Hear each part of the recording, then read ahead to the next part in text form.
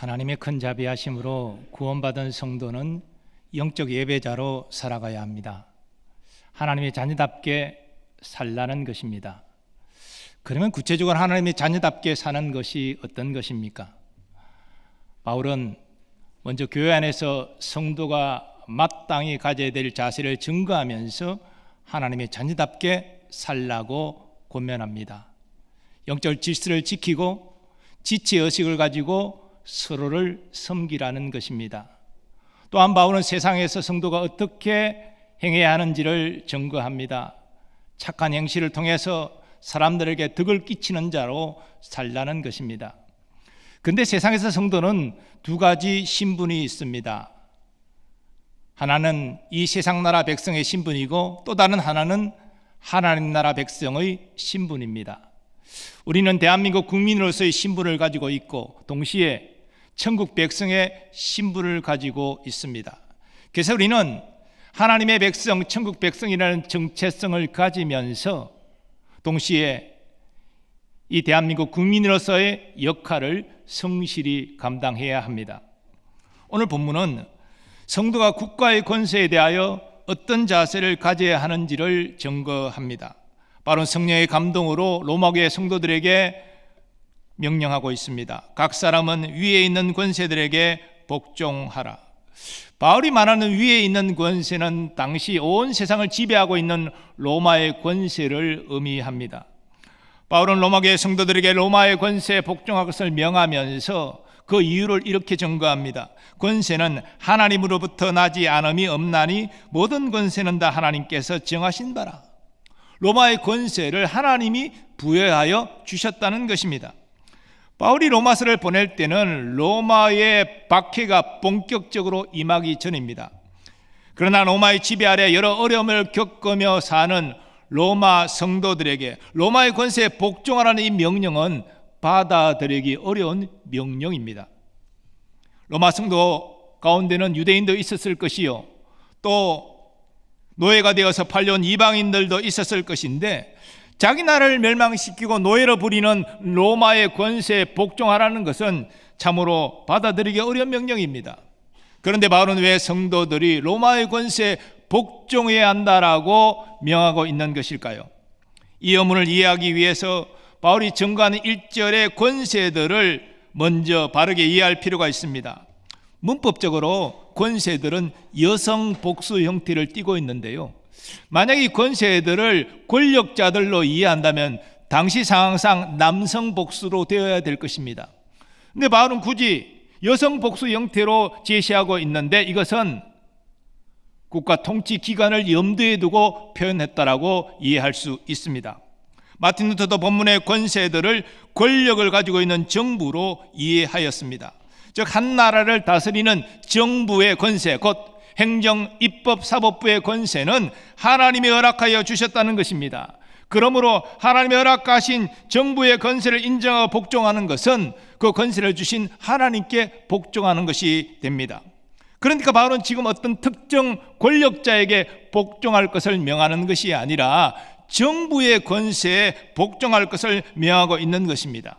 이것은 하나님께서 무정부 상태를 기뻐하지 않으시고 나라마다 질서가 있기를 원하시기 때문입니다. 그러나 그렇다고 해도 우리에게 여전히 의문이 남습니다. 사실상 정부의 권세와 권력자의 권세가 완전히 구분되는 것은 아니기 때문입니다. 정부의 권세는 이 권력자, 통치자의 권세를 통하여 국민에게 임하게 되는 것이 상식이지요. 그래서 통치자가 악하면 통치자가 경영하는 이 정부도 악할 수밖에 없다는 것입니다.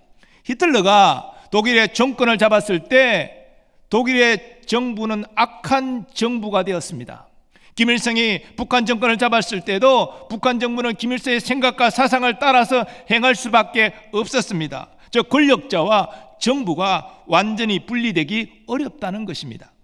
바울도 이런 문제를 알았던 것 같습니다. 그래서 로마 정부의 권세에 복종할 것을 명하고 나서 위정자들과 관련하여 증거합니다.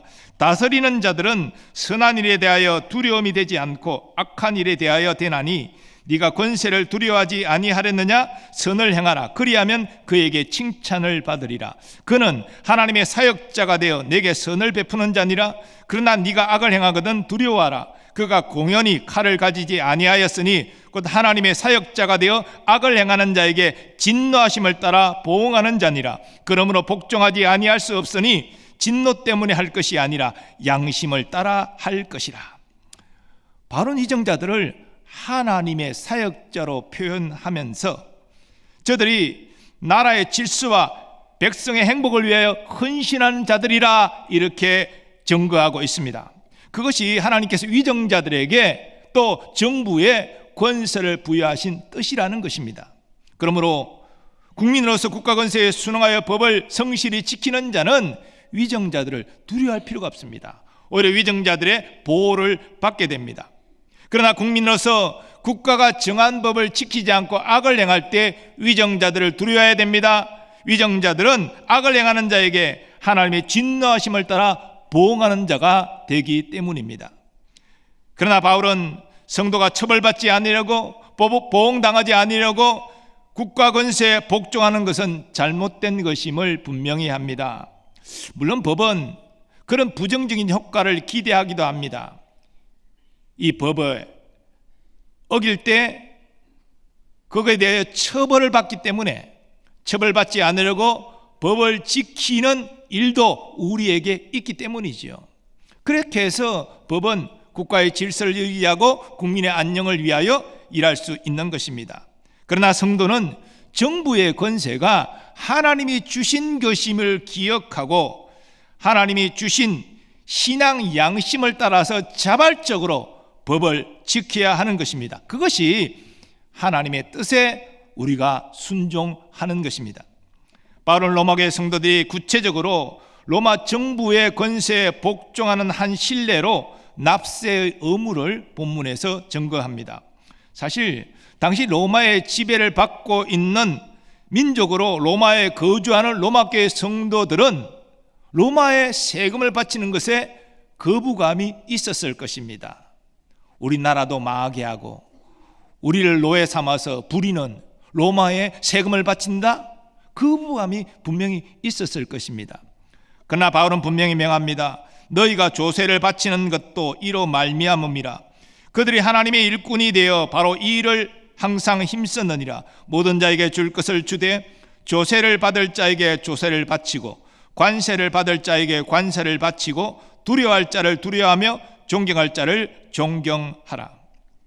예수님도 납세와 관련하여 말씀하신 바가 있지요. 한 바리새인이 예수님을 시험하여 올무에 걸리고자 이런 질문을 합니다. 가이사에게 세금을 바치는 것이 옳으니까 옳지 아니하니까.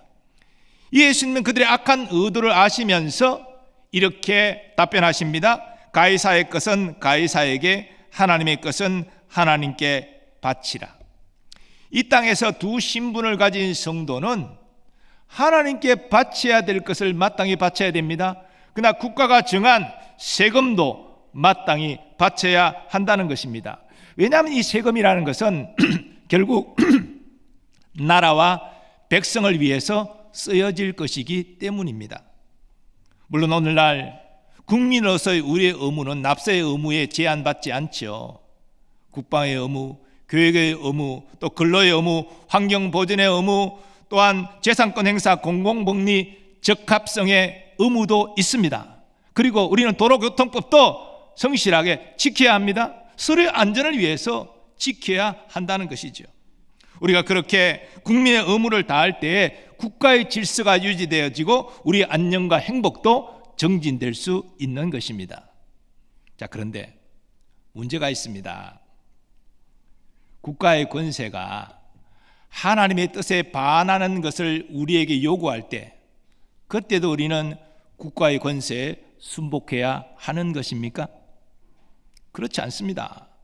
바울은 지금 무비판적으로 무조건 국가의 권세에 맹목적으로 순응하라, 복종하라, 그것을 말하고 있는 것이 아닙니다. 국가가 하는 모든 일들이 하나님의 뜻에 반하지 않을 때 하나님이 주신 권세를 인정하고 그 권세에 따라 순복하라라고 명하고 있는 것입니다. 즉 다스리는 자들이 하나님의 사역자가 되어서 백성들에게 선을 행할 때 우리는 정부의 권세를 인정하고 순복하는 것입니다.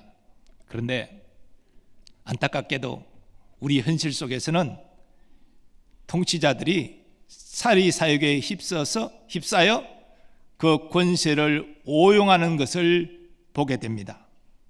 또 정부가 특정 사회단체와 손잡고 하나님의 뜻에 거스르는 법을 위반하려는 시도를 우리는 목도하게 됩니다.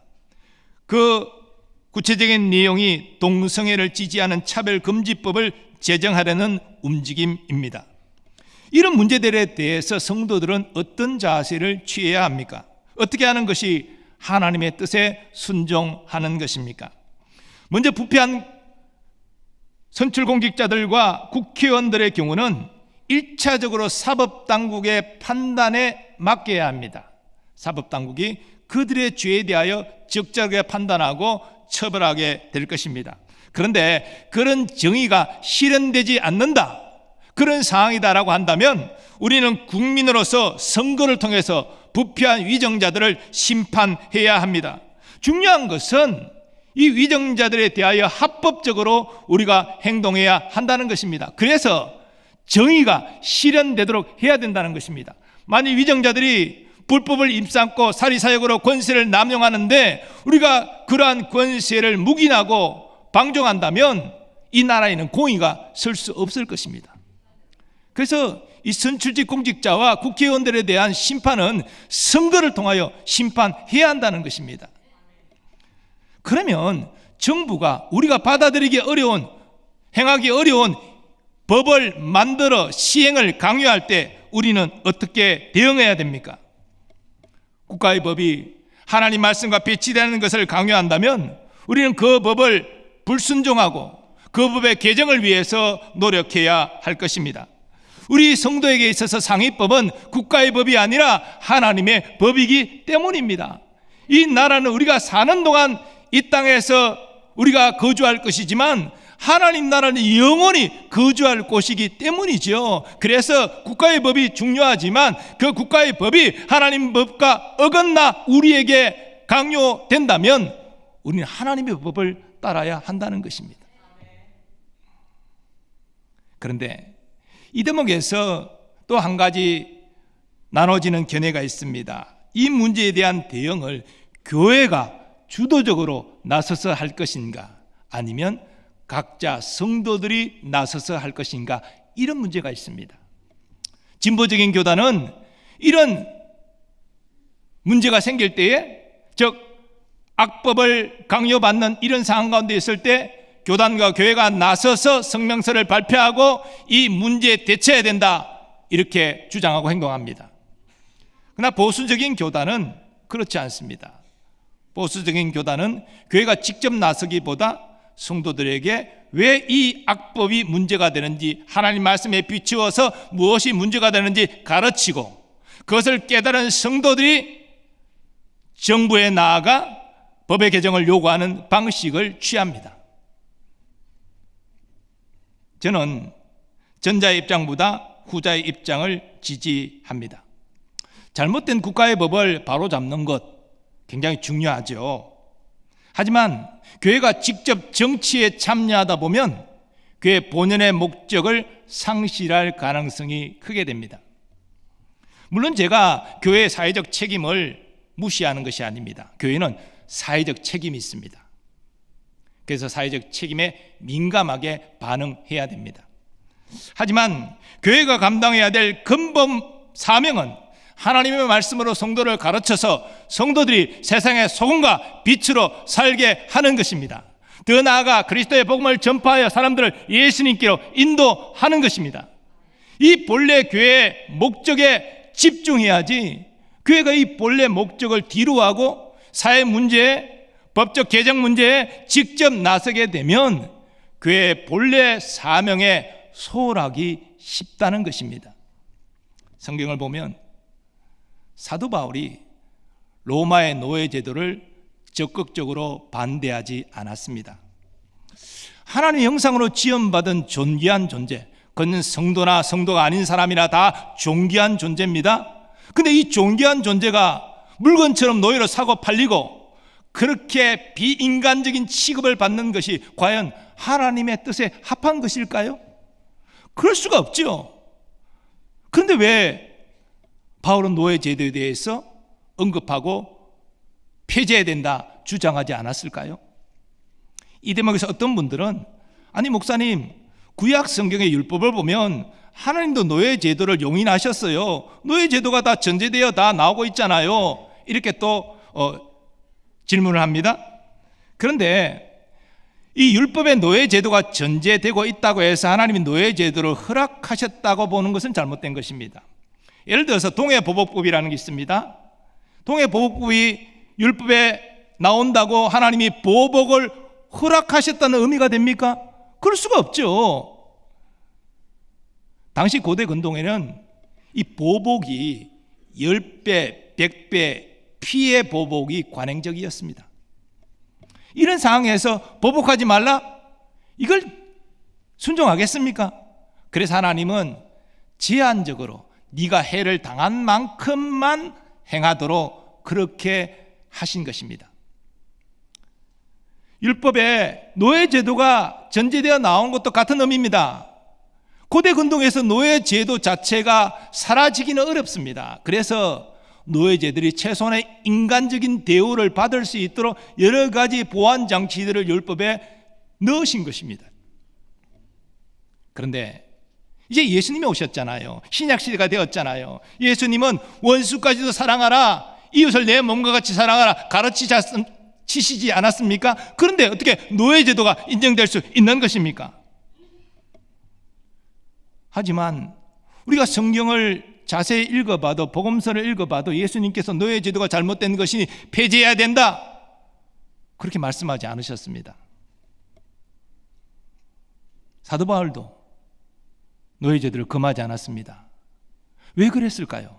이것은 예수님에게도 사도 바울에게도 노예 제도 폐지보다도 더 중요하고 시급한 일이 있었기 때문입니다. 예수님이 왜 자기를 비우시고 종의 형체를 입고 이 땅에 성육신 하셨습니까?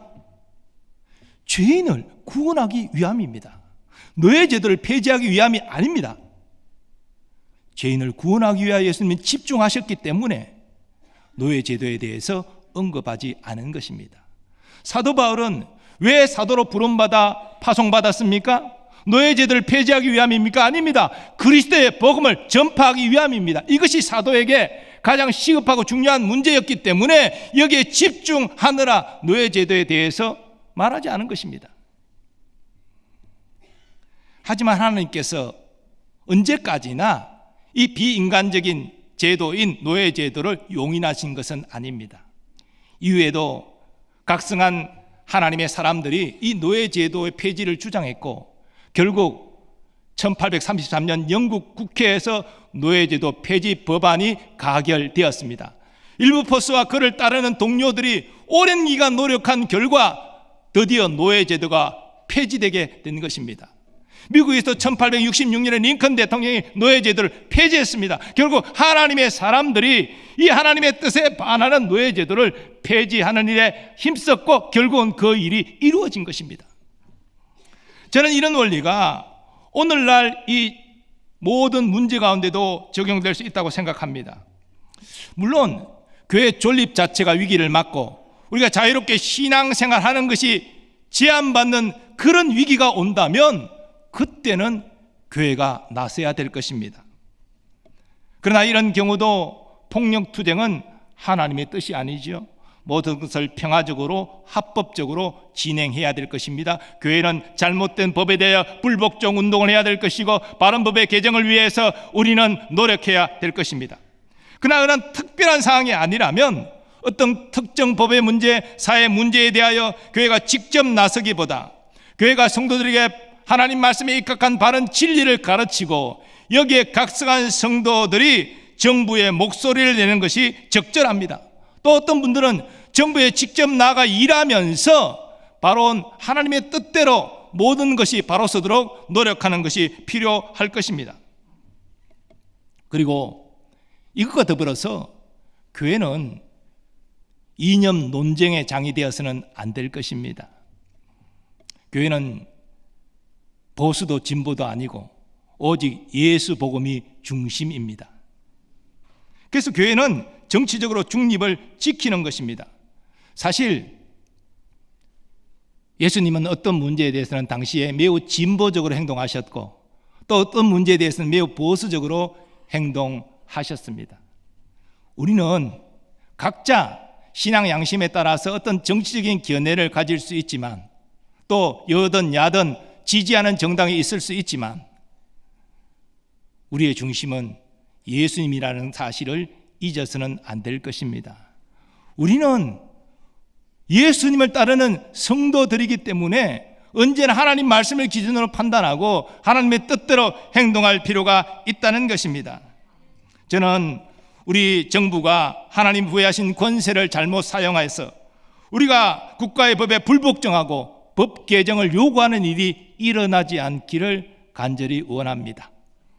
또 위정자들이 스스로 하나님이 세우신 사역자임을 자각하고 국민을 위해서 헌신할 수 있기를 간절히 소망합니다.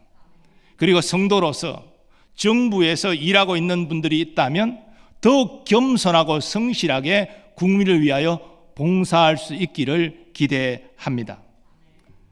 이런 의미에서 우리는 정부를 위해서, 정부에서 일하는 모든 위정자들을 위하여 간절히 기도해야 합니다. 그런데 안타깝게도 지금 우리나라는 정치적으로 매우 혼란스럽습니다. 경제적으로도 매우 어려운 상황 가운데 있습니다. 이런 상황 가운데 성도로서 우리는 어떻게 해야 합니까? 첫째, 우리는 우리 자신을 돌아봐야 됩니다. 우리 교회를 돌아봐야 됩니다. 우리가 하나님 말씀 앞에 바로 섰습니까? 우리가 세속화된 것은 아닙니까? 교회가 세속화된 것은 아닙니까? 어떤 문제를 지적하고 비판하기 전에 우리 자신을 먼저 비판할 수 있기를 바랍니다. 회개입니다. 우리에게는 먼저 회개가 필요합니다. 오늘날 우리가 믿음을 바로 서지 못했기 때문에, 한국교회가 바로 서지 못했기 때문에 우리나라에 이런 어려움이 온 것이 아닙니까? 주여 회개하오니 불쌍히 여겨 주옵소서 애통하며 회개해야 됩니다. 그리고 우리는 기도해야 됩니다. 겸손한 마음으로 하나님이 우리의 찢긴 마음을 회복하여 주옵소서, 치유하여 주옵소서, 이 나라를 다시 새롭게 하여 주시옵소서. 하나님을 의지하고 기도해야 됩니다. 사랑하는 여러분, 어떤 유력 정치인이 이 지금 국가적 문제를 해결해 주지 못합니다. 국민의 찢긴 마음을 치유하지 못합니다. 그 사람이 할 수 있을 것 같습니까? 어떤 특정 정당이 할 수 있을 것 같습니까? 못합니다. 사실 정치인이나 정당의 실체를 따지고 들어가면 인간의 욕망이 그 자리 중심에 있는 거예요. 사람을 신뢰하지 마세요. 우리가 신뢰하고 의지할 분은 예수님과 하나님이신 줄 믿습니다. 하나님이 우리가 신뢰하고 의지할 유일한 분이세요. 예수님 우리가 따를 유일한 분이십니다. 특별히 여러분, 우리가 기도할 때 하나님 우리의 신앙이 회복되기를 원합니다. 한국교회가 거룩함을 회복하기를 원합니다. 그래서 우리 한국교회가 새롭게 부흥되어져서 그 은혜의 강물이 이 나라 국민에게 흘러가게 하여 주옵소서. 그래 진정한 평화를 누리고 공의를 세우며 찢긴 마음들을 치유하고 회복하는 놀라운 역사가 일어나게 하여 주옵소서. 그 하나님의 은혜를 사모하면서 우리 각자의 삶의 자리에서 하나님의 거룩한 백성답게 행하여 상한 마음을 위로하고 치유하고 회복하는 주님의 선한 도구가 되기를 예수님의 이름으로 축원합니다. 이제 우리가 받은 말씀 생각하시면서 함께 찬양하기를 원합니다. 나의 백성이 다 겸비하여 내게 기도하며 나의 얼굴을 구하면 그 악한 길을 떠나면 하나님께서 듣고 우리 죄를 사하고 우리의 땅을 고쳐 주시리라 고백하며 찬양하겠습니다.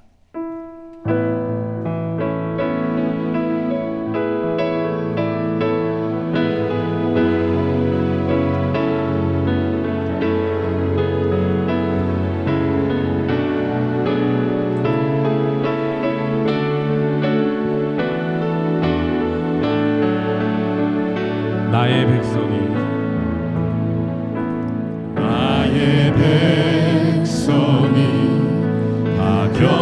위하여 내게 기도하며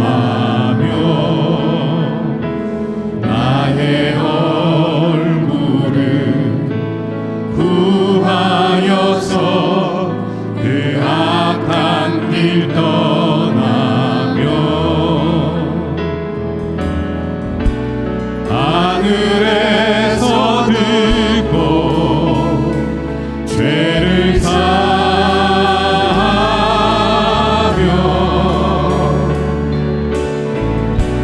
그들의 땅을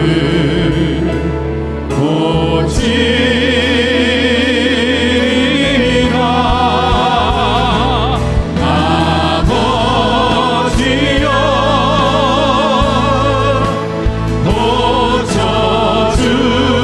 고쳐주소서. 이 나라 주의 것 되게 하소서. 이 나라 주의 것 되게 하소서. 주 하나님 간절히 기도하오니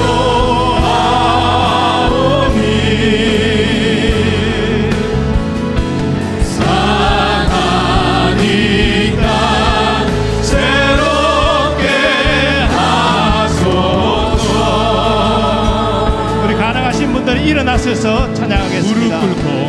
무릎 꿇고 다 경비하여 주께 기도하니 주의 얼굴을 구하여서 그 악한 길 떠나니 주님의 자비로 주님의 자비로 죄를 사하며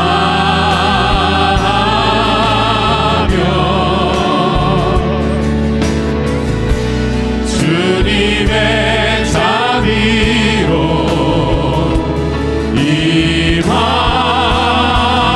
임하소서. 아버지여 아버지여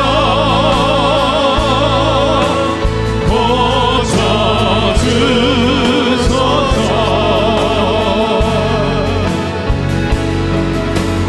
이 나라 주의 것 되게 하소서. 주 하나님 간절히 기도하오니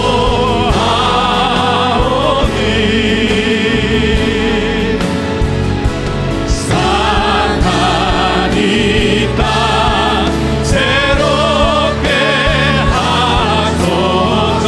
아버지여 고쳐주소서. 아버지여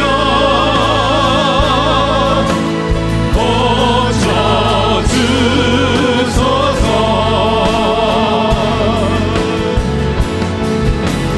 이 나라 주의 것 되게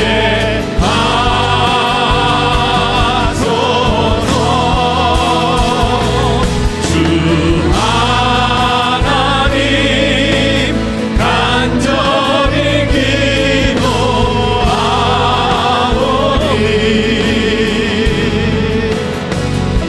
상한 이 땅 새롭게 하소서.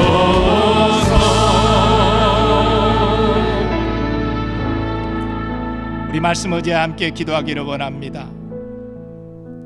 오늘 국가적 어려움 가운데 먼저 우리 자신을 돌아보고 회개하기를 원합니다. 하나님의 뜻대로 거룩하게 살지 못한 것을 회개하오니 우리를 용서하여 주옵소서.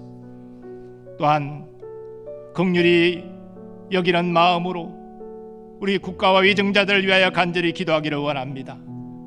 하나님 주신 권세를 바르게 사용할 수 있도록 국가의 질서가 회복되어지고 공의가 회복되어지고 국민의 안녕이 증진될 수 있도록 주님 도와주시옵소서.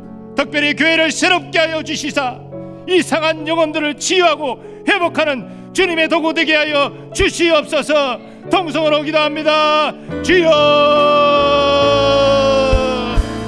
아버지 하나님, 오늘 말씀을 통하여서 다시 한번 성도가 국가의 권세에 대한 자세를 상복케 하심을 감사드립니다. 하나님, 우리나라가 지금 너무나 큰 어려움 가운데 있습니다. 오 하나님, 우리가 먼저 우리 자신을 돌아보아 회개하기를 원합니다. 우리가 하나님 말씀대로 살지 못했습니다. 한국교회가 하나님 말씀대로 살지 못했습니다. 우리를 용서하여 주옵소서.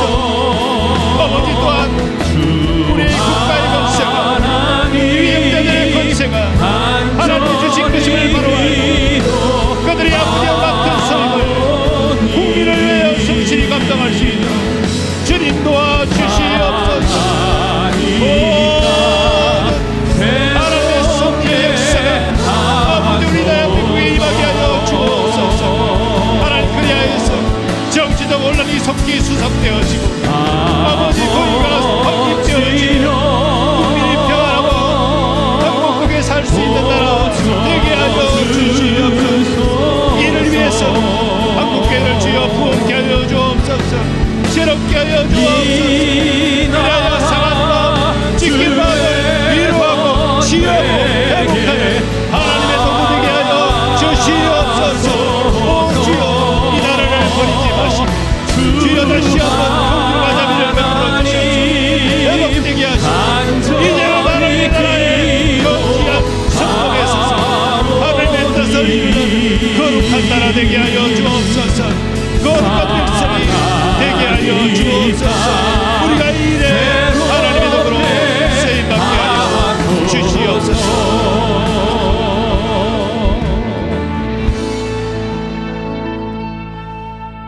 거룩하신 하나님, 국가적인 혼란 가운데 있을 때에 비판하고 정죄하는 것이 아니라 먼저 우리 자신을 돌아보아 회개하게 하시고 특별히 한국교회가 회개하게 하여 주옵소서. 그리고 정부와 위정자들을 위하여 기도하게 하여 주옵소서.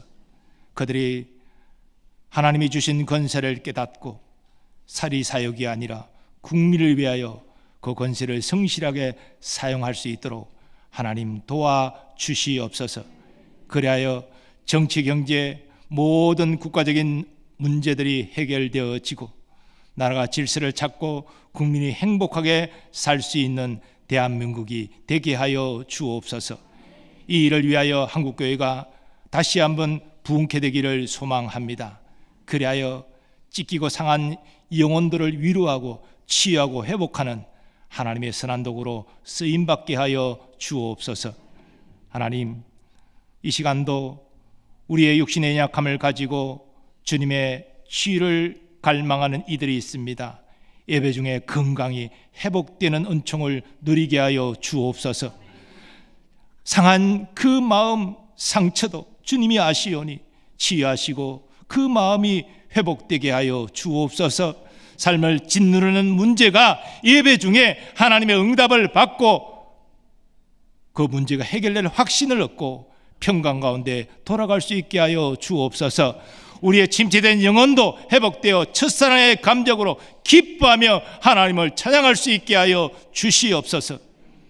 하나님, 우리의 사랑하는 자녀 손들, 저들의 성장과 학업, 진학과 취업, 결혼, 잉태, 출산 모든 것들이 하나님의 크신 은혜 아래에 있게 하시고 특별히 우리의 자녀 손들이 신앙을 계대하며 믿음 안에 굳게 서게 하여 주시옵소서. 국방의 의무를 감당하는 우리의 자녀들을 보호하여 주시고 건강한 몸과 마음으로 가정으로 돌아오게 하여 주옵소서. 오늘도 주의 몸능계를 섬기는 모든 일꾼들을 기억해 주시고 저들의 가정과 생업 위에 주의 복을 내려 주시옵소서. 선교사님들을 보호하여 주시고 그 가족들을 안보하시며 복음의 능력, 성령의 능력으로 귀한 사명 끝까지 감당케 하여 주시옵소서.